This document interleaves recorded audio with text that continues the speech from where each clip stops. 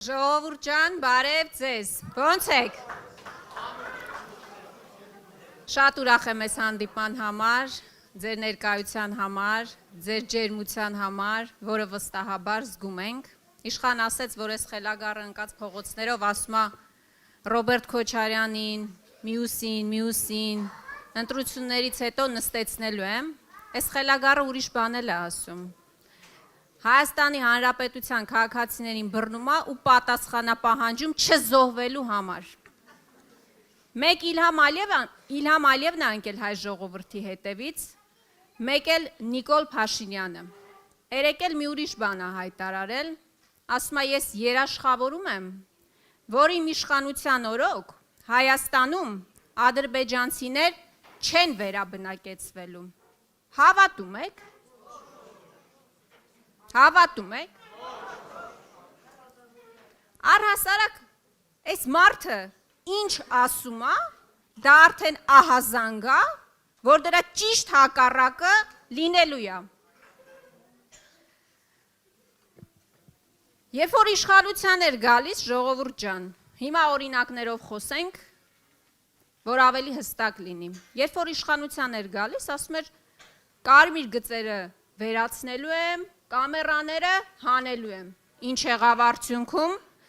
կարմիր գծերը թանկացան, կամերաները շատացան։ Երբ որ գալիս էր իշխանության, ասում էր, որ ժողովուրդը տուգանքի մատերիալ չի։ Հիմա ինչքան հարկ կա, թանկացրել է, այդպես է։ Ինչքան հարկ կա, ինքը թանկացրել է։ Գույքը հարկը, այո, Երևանում մարզերում շատ լավ չեմ տիրապետում, բայց 20 անգամ, 30 անգամ, 40 անգամ գույքը հարկը թանկացել է։ Պատկերացնում եք։ Այս մարդը խոսում էր պետական պարտքի դեմ, պետական պարտքը կրկնապատկել է ու ժողովրդին հաշվետվություն չի ներկայացրել, թե ինչ է արել այդ փողերը։ Այս մարդը ասում էր, որ ես կարմիր լույսի տակ պետքա կանգնեմ, մետրո էր նստում իր նախարարների հետ միասին։ Հիմա ոչ միայն կարմիր լույսի տակ չի կանգնում։ Մարդկանց վրայով երթևեկելով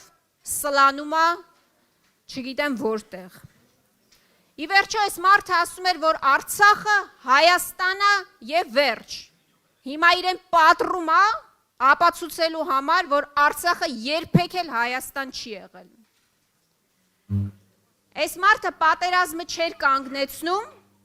ասում էր, որովհետև ինձ դավաճան կասեք։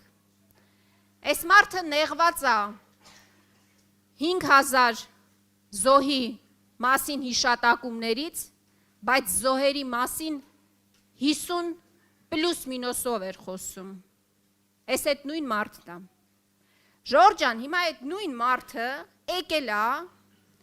հայտարարում է, որ Սյունիքը Հայաստան է եւ վերջ։ Դեժավյու չի սա։ Սա ձեզ ինչ որ անհանգստացնելու, մտահոգվելու տեղիք տալիս է, թե չի տալիս։ Որովհետեւ 19 թվականին էլ ասում էր Արցախը Հայաստան է եւ վերջ։ Մենք արդյունքը տեսանք։ Այսինքն, սա որ մի բան ասում է, մարդ արդեն անհանգիստ է, հայ մարդ արդեն անհանգիստ է, որ նախապատրաստվում է հերթական զիջման։ Իդեպ, ի տարբերություն 2021 թվականի, երբ որ խոսում էր Շուշի ու Հադրութի դեօկուպացիայի մասին,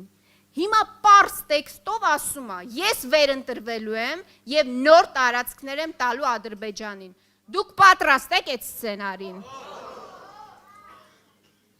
Ուրեմն հունիսի 7-ին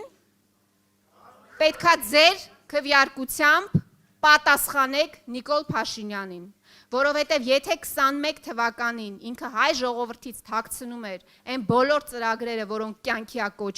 կոչելու, հիմա ուղիղ տեքստով ասում է, ընտրվելու եմ, անելու եմ, ընտրվելու եմ, նոր տարածքներ եմ տալու, նոր կորուստներ եմ պատճառելու հայ ժողովրդին։ Վերջերս քարոզարշավի ժամանակ քաղաքացիներից մեկը ասեց, քաղաքացիական պայմանագիր, ՔՊ գիտեք ինչ է նշանակում, դե ասում ենք նշանակում է քաղաքացիական պայմանագիր, ասում է չէ, քաղաքացիական պայմանագիրը վաղուց ավարտվել է, ՔՊ նշանակում է քանդեմ պետությունը։